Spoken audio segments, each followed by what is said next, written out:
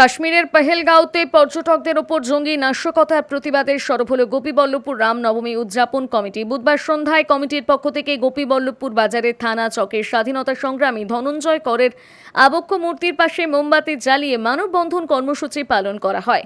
কর্মসূচি থেকে গোপীবল্লভপুর রামনবমী উদযাপন কমিটির সদস্যরা অভিযোগ করেন, কাশ্মীরের পেহেলগাঁওতে হিন্দু পর্যটকদের বেছে বেছে গুলি করে হত্যা করেছে মুসলিম জঙ্গিরা।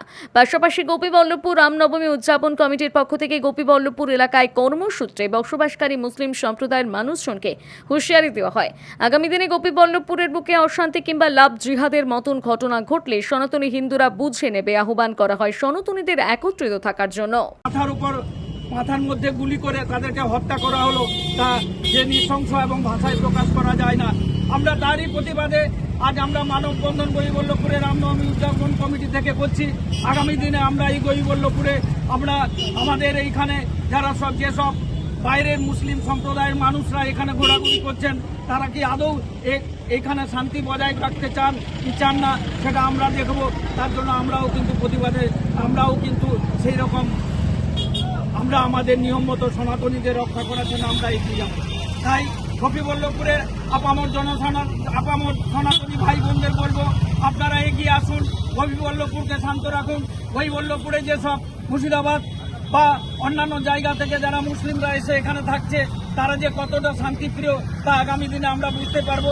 তার জন্য কিন্তু আমরা কিন্তু এখানে ঠিকভাবে আমাদের সনাতনী হিন্দুরা যাতে এক থাকি এবং আগামী দিনে তাদেরকেও দেখিয়ে দিতে হবে তারা এখান থেকে মেয়েদের ঘুষলিয়ে লাভ জেহাদ করেও অনেকের বউ এবং মহিলাকে এখান থেকে নিয়ে গেছে, আমরা এর আগে দেখেছি। আগামী দিনে তারা এইখানেও এইরকম আক্রমণ তারা করবে কিনা তার কোনো ইয়ত্তা নাই। তাই আমি গোপীবল্লভপুরের সমস্ত সনাতনী বন্ধুদের বলবো, আপনারা সমবেত হন, আমাদের রামনবমী কমিটির সাথে হাত মেলান এবং আগামী দিনে আমাদের গোপীবল্লভপুরকে শান্ত রাখুন তথা পশ্চিমবঙ্গকে শান্ত রাখুন এবং সমস্ত ভারতবর্ষের সমস্ত সনাতনী হিন্দু ভাই বোনদের বলবো, আপনারা এখন এবং এই মুসলমান জিহাদিদের বিরুদ্ধে রুখে দাঁড়ান এবং শান্তি বজায় রাখুন। চুল পড়া কি আপনাকে বদলে দিচ্ছে?